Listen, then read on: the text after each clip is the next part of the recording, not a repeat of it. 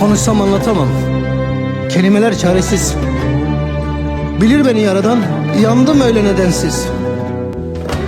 Yarım kaldı halim, yarına yok mecalim. Bugün yanar dünüme, iyi değil son halim. İyi değil, iyi değil, iyi değil.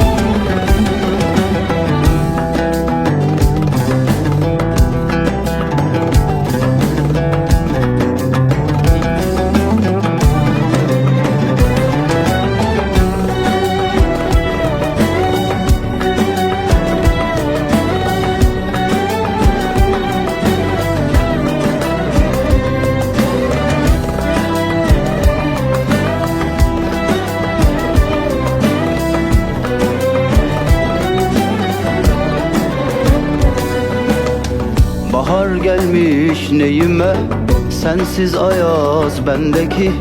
Sitem sarar dilimi, son pişmanlık eldeki.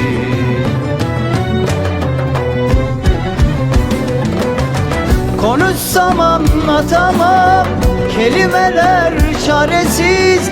Bilir beni yaradan, yandım öyle nedensiz. Yarım kaldı hayalim, yarına yok mecalim. Bugün yanar dünüme, iyi değil son halim.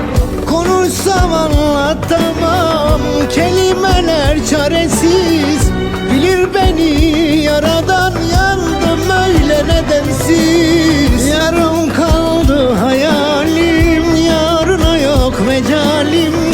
Bugün yanar dünüme, iyi değil son halim.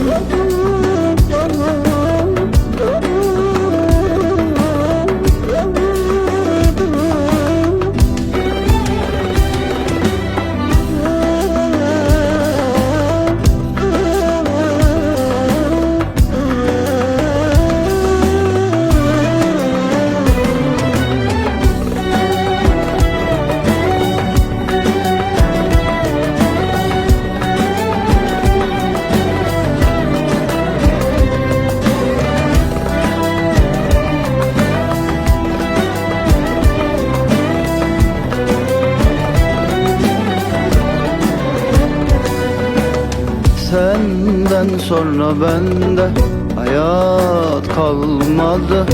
Atamadım gönlümden, çok denedim olmadı.